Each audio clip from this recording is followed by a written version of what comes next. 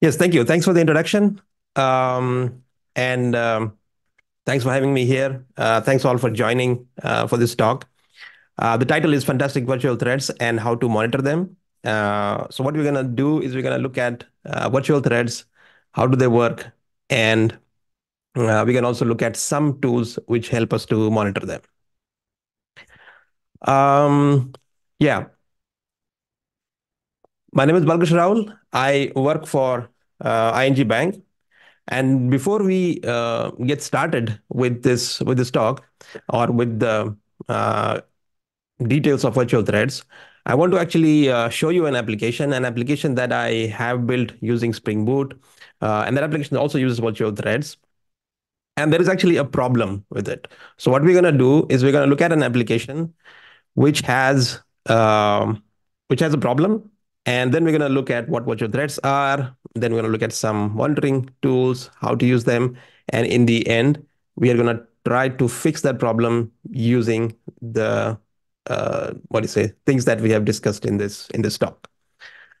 So let me first go to this app and then start the application. So it's a Spring Boot app.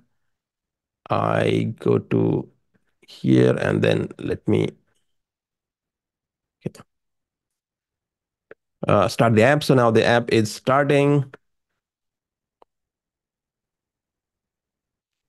And this is a Spring Boot app, which also has HTML, JavaScript frontend using Bootstrap. So let's see how that looks. And it looks like this. Let me refresh this page to see that we are actually able to see some data on the screen. So what this app does is it it shows some financial information about some companies, which help us to understand these companies a bit better. And I have a list of companies here: Microsoft, Apple, Amazon, Google, Facebook, Netflix, all of these. And then it shows some financial information about them.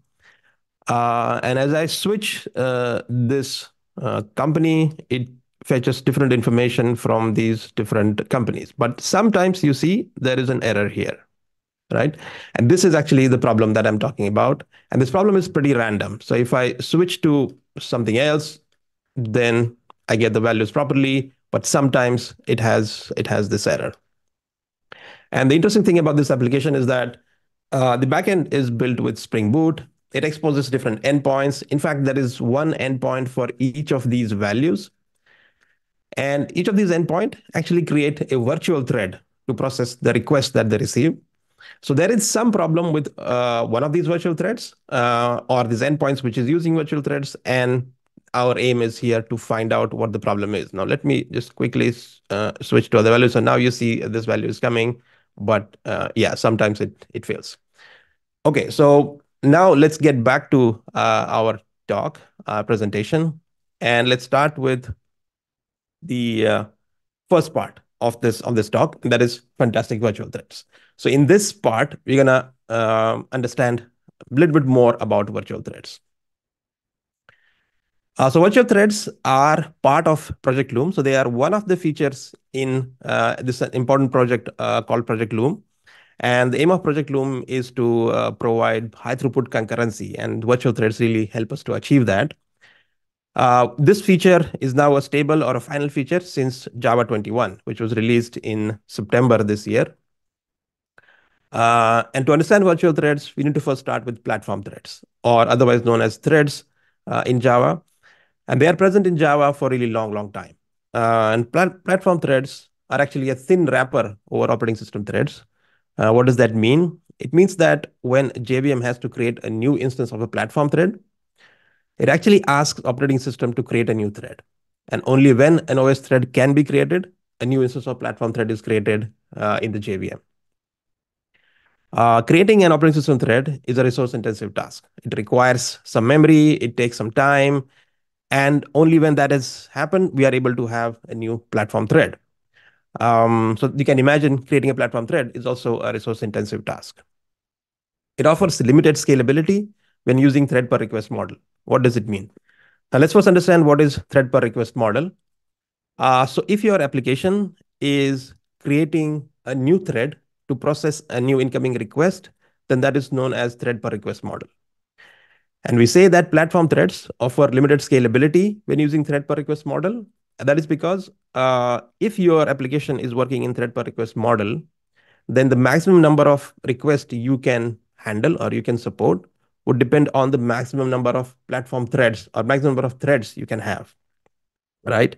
And if those are platform threads that you are using to fulfill those requests, then it would depend on the maximum number of operating system threads that you can have, right? And creating operating system thread is a resource intensive task. So you can have only so many number of operating system threads in your application. Therefore, you can have so many number of platform threads in your application. And that's why we say that the scalability offered by platform threads is limited. There is need for pooling. As we said, creating a platform thread is a resource intensive task. Therefore, you don't want to create platform threads too often, or when you are done with a platform thread, you don't want to throw it away. What you do is you pool them so that next time when you need a platform thread, you can get it from the pool. Therefore, platform threads need pooling.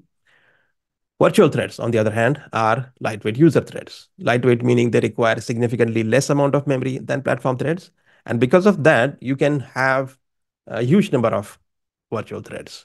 And that's why they are highly scalable. You can have thousands or even millions of virtual threads, and that makes your applications highly scalable. Also, there is no need for pooling. So creating a virtual thread is a pretty cheap operation. So you create virtual threads whenever you need them, and when you don't need them, you just throw them away. There is no need to pool. In fact, pooling virtual threads is a sort of anti-pattern. Don't do it. What we see here in this picture is that we see platform threads. And as we saw in the previous slide, for every platform thread, there is also an operating system thread. So the mapping between platform thread and operating system threads is one-on-one or one-to-one. And we see well, high number of virtual threads. Some of them are also mapped to platform threads. Why is that? That is because a virtual thread in its own cannot execute anything. It really requires a platform thread to execute something, and therefore a virtual thread is mapped to a platform thread when it has to execute something. But we see virtual threads pretty high in number. So how is that mapping done? And for that, we have something known as virtual thread scheduler. Now, what this scheduler does is it ensures that a virtual thread gets a platform thread when it needs it. In fact, that process is known as mounting. So a virtual thread is mounted onto a platform thread when it has to execute something. And a virtual thread is unmounted from the platform thread when it does not require any execution. For example, it is, let's say, waiting for a network uh, resource to be available, or waiting for a database to return some results, or waiting for file IO. So in all these instances, a virtual thread is just waiting. It does not require CPU. It does not require platform thread to execute anything. Therefore, it is unmounted from the platform thread. Now, in this whole context, platform threads are carrying virtual threads. Therefore, they are also known as carrier threads. Okay, so we have seen a few things about virtual threads. We have seen how they get mounted and mounted, but let's see them in action. Let's create some virtual threads, and then it will be clear how does that work. So let me head over to IntelliJ and then create some threads. So I hope the font is big enough and you are able to read the code easily.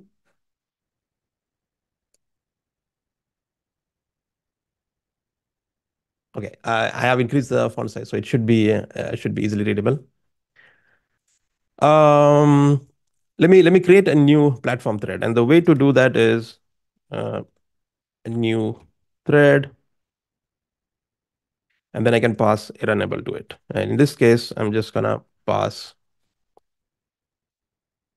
Um, um, I'm just gonna execute a statement which prints the current thread. And then I do thread.start. So that starts a new thread. And you might have seen this kind of examples a lot, or you probably are already familiar with this. So if I now execute this method, I will see a new platform thread being created. And in order to execute this, I have created a JUnit test, which is actually not really a unit test. It just executes this method. So I'm just going to run this platform thread. So if I run this, I should see a new platform thread being created. And yes, I have a platform thread created here. With Project Loom, there's actually a new API to create a new platform thread. And the way to do that is thread.outPlatform dot start.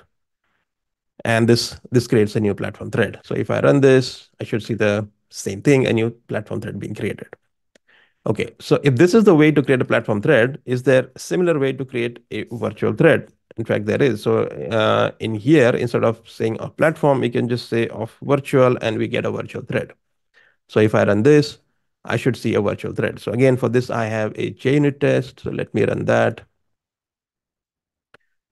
If I run that, I see a new virtual thread being created. In fact, there is a shorthand method to create a virtual thread. So I could simply do thread.start virtual thread, and this should give me the same thing, a new virtual thread. Also, I can create a new thread, a new virtual thread by using an executor service. So let me do that. I use a try with resources. I create a new executor instance, and this will be executors dot new virtual thread per task executor.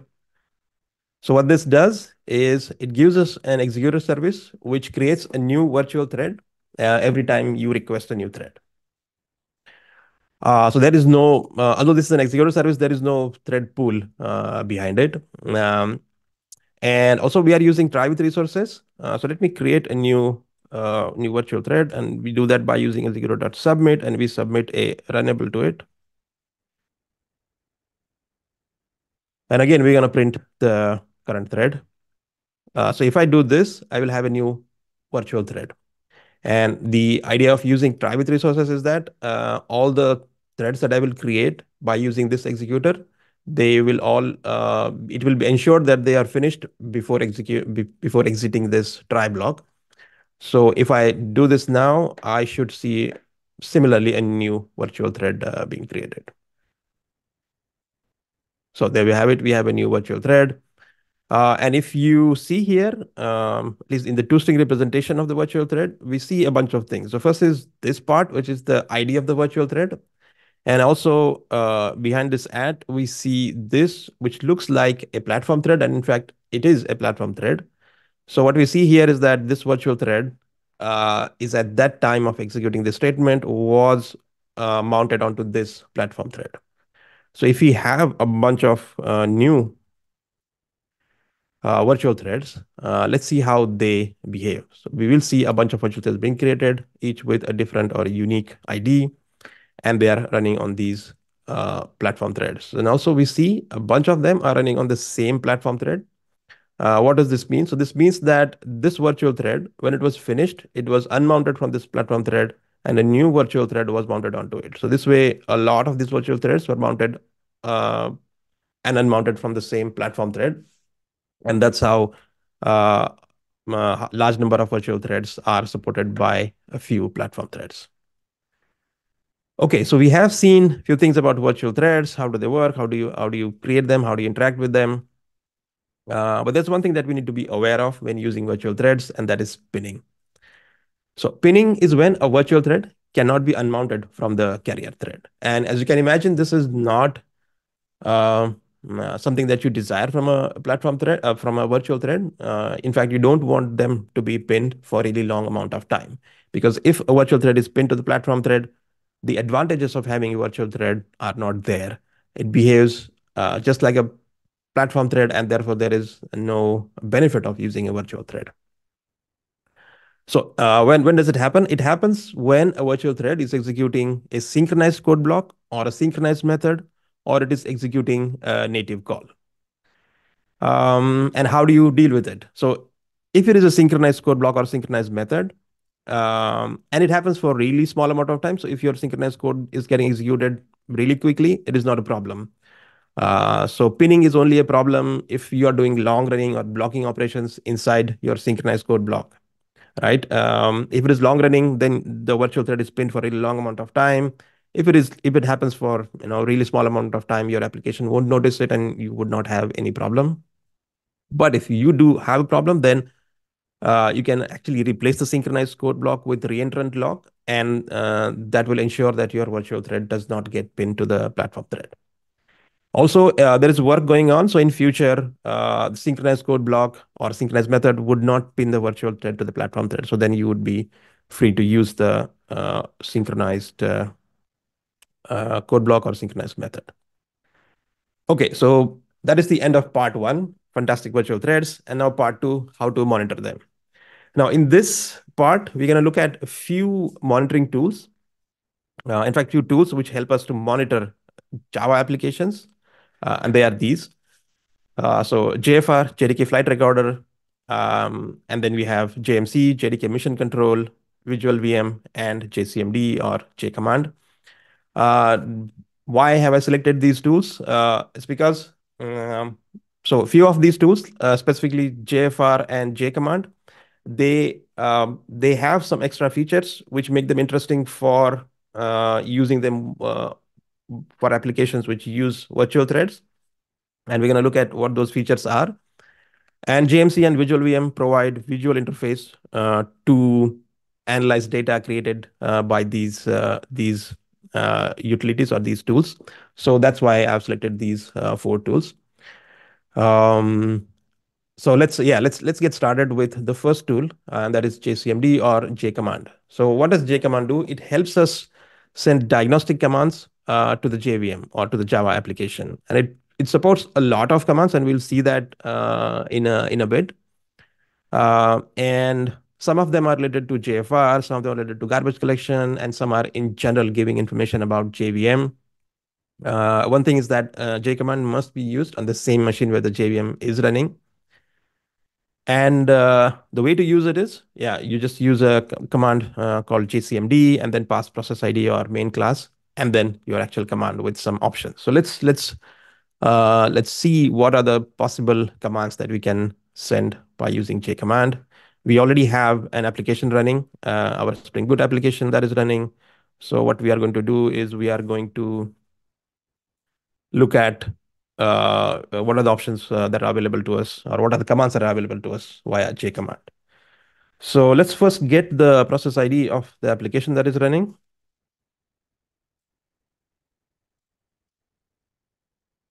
And it is this 97977. And let's see what does jcommand make us possible. So if I do jcommand process ID help, then I get to see all the commands that I can send to that application. And you see there are a bunch of them.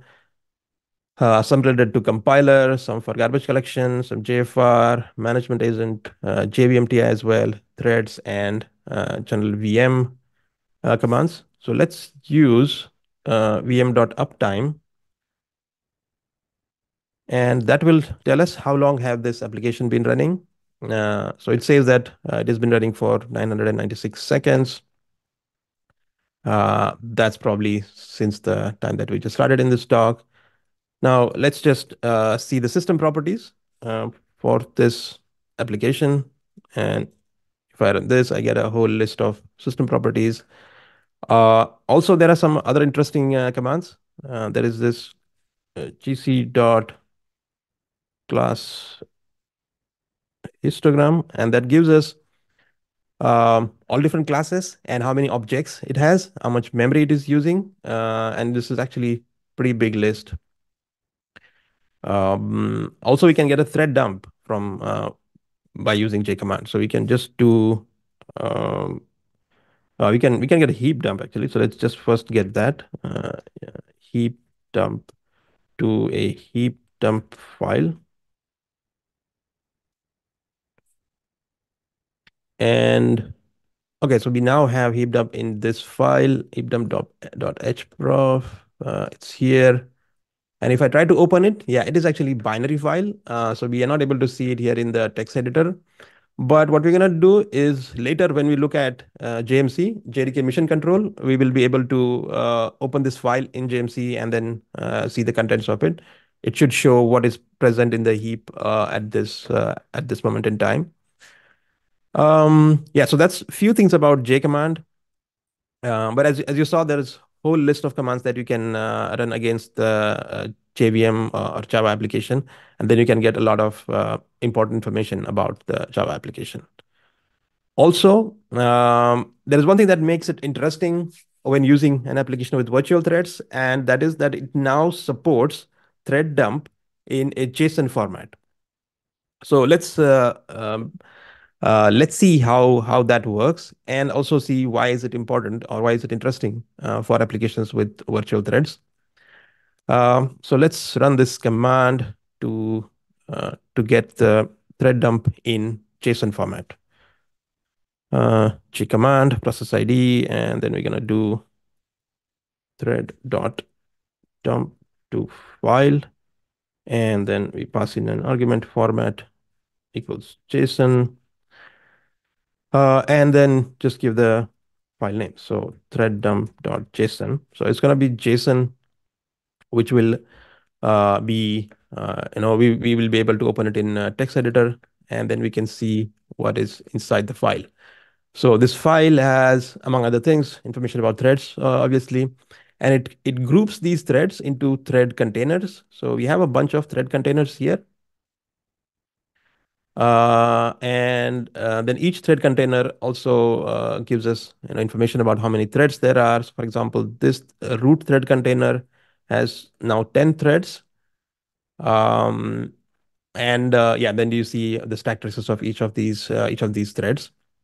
Let me see if there are any virtual threads present here. So if I search for virtual thread, yeah, I just see virtual thread unparker. This is not really a virtual thread. This is in fact a normal platform thread. So we see it here, thread.run. So there is no virtual thread present at this moment in time. But let's just do something so that we can actually get a thread dump with virtual threads and then see how does it look in the JSON format. And for that, what I'm going to do is I'm going to use an endpoint that I've created. There's this VT controller, which provides two endpoints. One is called thread info, and the other is called thread info delayed. So what thread info does is it basically returns the current thread in its string representation. So let's call this endpoint and then see what does it give. So if oh yeah, and before I do this, I want to show you something interesting. And this is a Spring Boot application. It uses Spring Boot 3.2. And there we have an interesting property, spring.threads.virtual.enabled. And if we set this to true, Spring Boot application starts using virtual thread executor. What does that mean is it creates virtual threads. So if I now call this endpoint, it will create a new virtual thread and it will start processing that request using that virtual thread. So if I do current thread, I should be able to see a virtual thread. So let me call this endpoint and see what we get back. We get back a virtual thread. So with this ID. Now I have another endpoint, which is virtual thread delayed, and it actually does the same thing. It returns the current thread, but before that, it puts a delay of 10 seconds. Now, the reason why I have done that is when I call this endpoint, I will be able to get the virtual thread with its toString representation, but it will allow me to do some things so it is going to take 10 seconds before it returns this. And during that time, I'm going to get the thread dump so I can see a virtual thread in the thread dump. So let me set the command ready. So I'm going to use the same command to get the thread dump. But in this case, I'm just going to use this flag override to override the current file. And let me run this thread info delayed. And while I'm using that, it's going to take 10 seconds. And meanwhile, I get this thread dump. So I have the thread dump now. And in a few seconds, I will also have the virtual thread created here. So we see the virtual thread with ID 141 was created. And if I open the thread dump now, let me open it in maximized format. And now if I search for virtual threads, I see a few more hits. So again, you see this is a virtual thread because this is started using virtual thread.run. And we see that it is ID 141. So that's the virtual thread that actually processed our request. And it is now at a state which is sleeping. So virtual thread.sleep, and it was started from virtual thread or thread info delayed method. So exactly this was the thread that was processing our request, and at this point it was sleeping when we got this thread dump. So that's how you can get the thread dump in JSON format. And why does the JSON format make it interesting for virtual threads? So if you're using virtual threads, or more specifically, if you're using structured concurrency, you can have virtual threads started in different scopes. In fact, in nested scopes, you have a tree of virtual threads, and seeing them in JSON format makes it really easy to navigate and then see which threads are. And also with virtual threads, when you create high number of threads, JSON provides a nice navigation way to get to the virtual thread that you're interested in. So that's a bit about JCommand. Now let's move on to the next tool, and that is JFR, or JDK Flight Recorder. JFR is an event-based tracing framework built into the Java runtime, and it gathers low-level information about how JVM or Java application is behaving. It maintains low overhead, and with this data is continuously recorded and optionally returned to disk. So basically, because it provides low overhead, you can also use it in production along with your application, and it records data continuously. And whenever you need it, you can also write it to the disk. And it records data about Java events because it is an event-based tracing framework, and there are different kinds of events that it records. And some of them are duration events, instant events, sample events, and custom events. So duration events are the ones which have start and end time. Instant events are that happens at particular instant in time. Sample events are events that are happening periodically. So if you want your garbage collection to be run every few minutes or seconds, then those are called sample events, and you can also monitor those, and you can also create your own custom events. In order to support virtual threads, JFR has now 4 new events. Actually, it supports more than 180 events. And with virtual threads, we have 4 new events: thread start, thread end, thread pinned, and thread submit failed. Thread start and thread end, they are not enabled by default, so you have to do something to enable them. Thread pinned and thread submit failed, they are enabled by default. So how can we start a JFR? You can start it while starting your application by passing VM arguments, or by using JCommand, or via JMC. So we're gonna see that by using via JCommand, and we'll also later see it how we can use it with JMC. Also, we said that it is continuously running, and you can dump it to a file when you need it, but you can also stream these events, since this JP event streaming for JFR events is also enabled. Okay, let's see JFR in action, and let's start it using a JCommand. We have an application running, and we also know the process ID, and so the way to do that is with jcommand process ID. Oh yeah, it's here.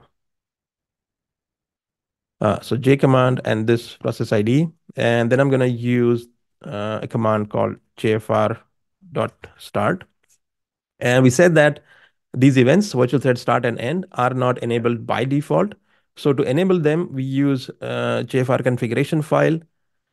It is an XML file where we say what events are enabled and what not. So what I'm doing here is for start and end, I'm changing this enable to true. This is false by default.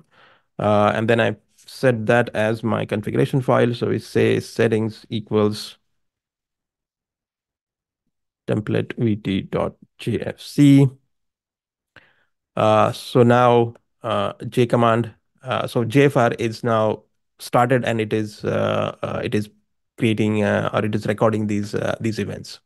So what I want to do is I want to run the thread info command a bunch of times, and then see that if those events are recorded in the JFR. So the next thing to do is I'm going to do jfr.dump, and then pass a file name. Let's call it recording.jfr. And this will dump the events to a JFR recording file, which is this recording.jfr. Again, this is a binary file. Let me just stop the recording first. I mean, it's not big overhead, but let's just stop it. So this is a binary file, so we won't be able to see it in text, but there are a couple of ways to see this file. One is to use the JFR utility that is present in JDK, and the other is to use JMC. So let's first use the JFR utility, and I'm gonna go to Java home/bin/JFR. And there are actually a bunch of things that you can do with this command. So if I do help, I get all sorts of things that I can do with it. And one of the things is to print the recording. And this basically shows it in human readable form. But again, it's a big file, so a lot of things are there. Let's just get a summary of it. And what summary does is it gives a summary of what all events that were created. Again, it's the big list, so I'm just gonna grep it because we are only interested in virtual thread events. So let me just do this, and this gives me this info about how many virtual threads were started and ended. So I see 9 virtual threads were. So maybe we executed the command enough amount of times to create 9 virtual threads. So this is how you can get information about virtual threads by using JFR. But we will actually, this file has a lot more information. We can open it in JMC, and then we will see what else is there. Yeah, moving on, JMC. So JMC provides a control panel for managing, monitoring, and troubleshooting JVM applications. It gives a lot of information about CPU usage, memory usage, threads, MBs, and even more, and we will see that in a bit. You can also run your JCommand commands from JMC. It provides different views, ambient server, JDK flat recorder, and it also has abilities to add some plugins. So let's quickly take a look at JMC. Let me open JMC. Oops. And yeah, so what we will see is that JMC provides a nice visual user interface to monitor our Java applications. So what we see is there's a JVM browser, which actually lists all the applications that are running on this machine. And we see our application, monitor virtual threads application is also listed here. And let's interact with it. So it provides a MBean server, which basically connects to the MBeans using JMX, and it gives a lot of information about the processor, memory, uh, and yeah, we see the usage of CPU and memory here. But there's a lot more. So you can also browse through all these MBeans. We can get system information. We can also get information about the memory, threads, of course. And you see here diagnostic commands. So this is basically a way to run our JCommand commands. So we could let's just run pm.uptime, and this was the command that we ran using command prompt. But we could also uh, yeah, run it here. So it shows all of these things. We can even run garbage collection. Um, and then we should be able to see that memory has been reclaimed. So yeah, so basically this provides a nice interface to interact with it. In fact, you can also run the JFR commands from here. But if you just want to use JFR, there's another nice utility here. So what we will do later on is we'll create a new JFR recording by using JMC. But before that, remember that we created this heap dump, right? And it was in binary, and we said we will open it in JMC to see its content. So let's open that now. Let's open the heap dump file. And if I open it, it gives me a view of the heap at that point in time, and you can even drill down. So basically it shows all these classes, how much memory it is taking. You can drill down and get a good view of different objects and how much memory they're using. So that's basically a nice view on the heap dump. Okay, flight recorder, we will use that in a minute. But before that, let's Let's see how much time we have. Still have a few minutes. So let's see the last tool that we have in our list, and that is VisualVM. So VisualVM provides a visual interface for viewing detailed information about Java applications. It connects to local as well as remote applications, provides CPU, memory, threads, and classes usage and their information, but even more. And in terms of feature, it is quite comparable to JMC. So let's take a quick look at VisualVM.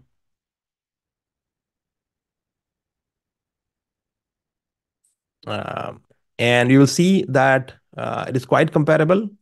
And so Visual VM was originated at Sun Microsystems, and JMC was originated at BS Systems. But they in the end, they provide pretty much similar information about Java applications and have similar capabilities. Yeah, and again, we see here the list of applications that are running. We see our application as well, and we get similar information. We get overview, CPU, memory, classes, and threads. And it also provides, yeah, so detailed information about threads, but also a sampler to sample CPU memory and also to profile our application, a profiler as well. And we can do uh, a heap dump or perform GC as well. So again, pretty much similar features. You can even get a JFR recording and do some things. So again, it provides pretty similar feature set as JMC. So for the rest of the talk, I'm just going to use JMC and not use Visual VM. But you get the idea. So we have now looked at different tools briefly. Uh, just to summarize them, so JFR is quite useful and it is quite powerful, provides lots of information with low overhead. JCommand is quite useful for creating, managing recordings and for other diagnostics. JMC and VisualVM provide similar features, but they are quite feature rich and provide user interface to a visual interface to the data that is accumulated for these different applications. Uh, and when we talk about virtual threads, the support for virtual thread is that in JFR we have 4 new events, and in JCommand we have a new format or new way to get thread dump in JSON format.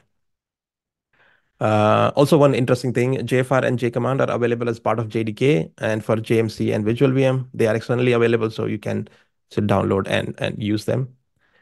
Okay, so this is in general about some ways you can monitor Java applications with virtual threads. But at the beginning, we started with a Java application built on Spring Boot, which uses virtual threads, and it had some problems. So let's see if we can solve that problem from whatever we have seen so far. So what we are going to do is we are going to use JMC to get a JFR recording while we open the app and try to reproduce the error that we faced at the beginning.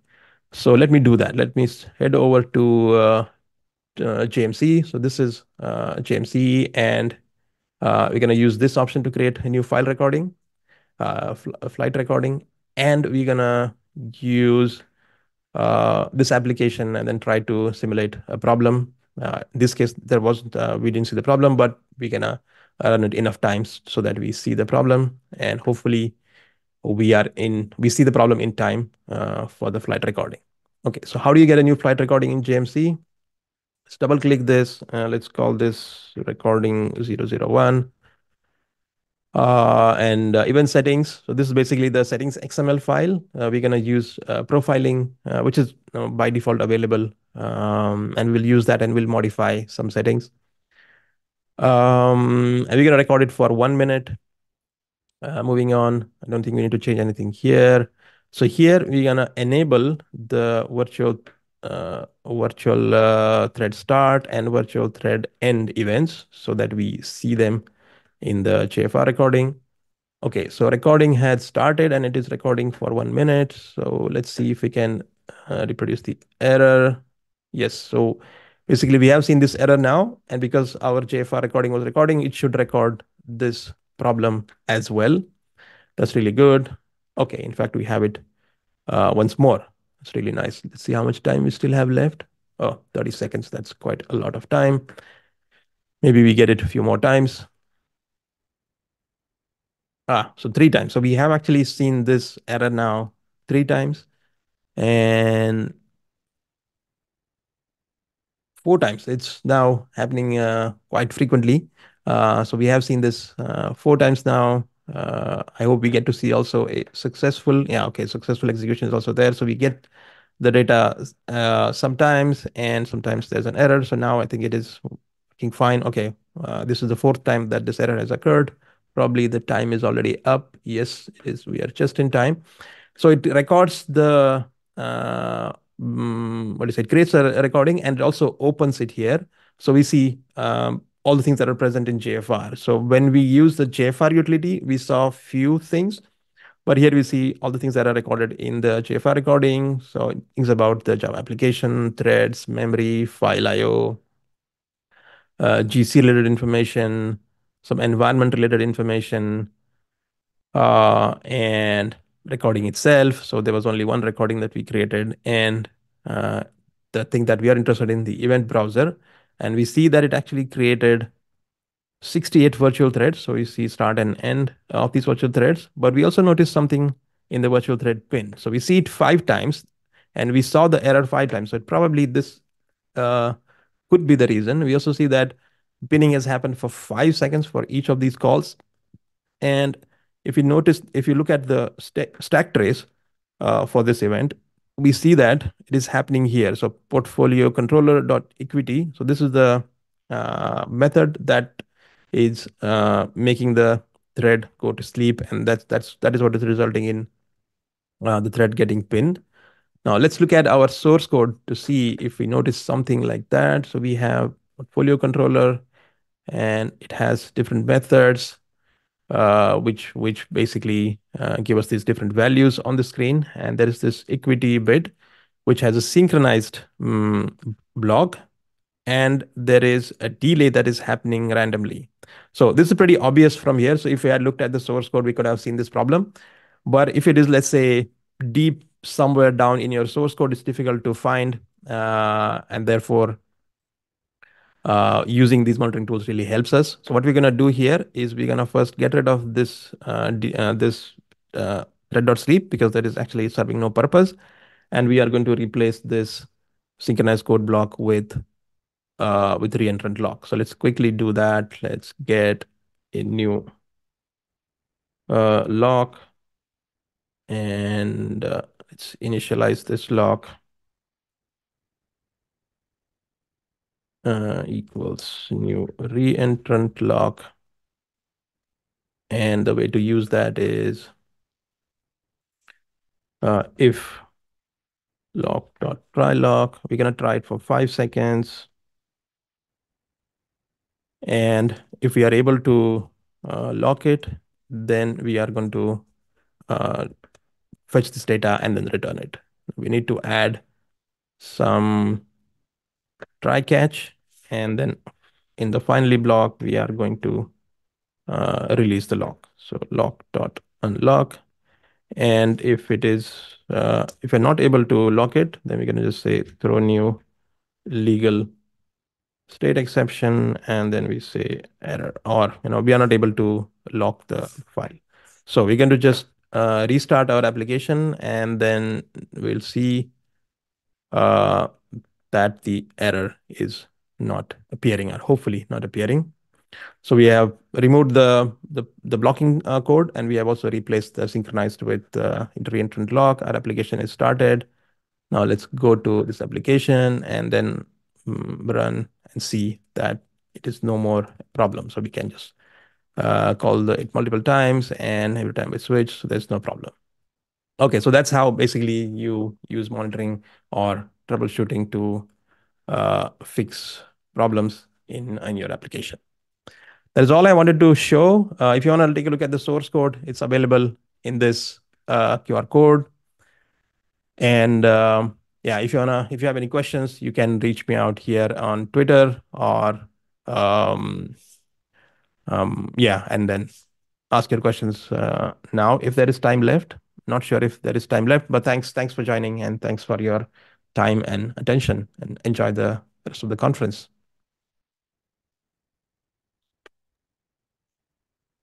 There's one question in the chat. Yes.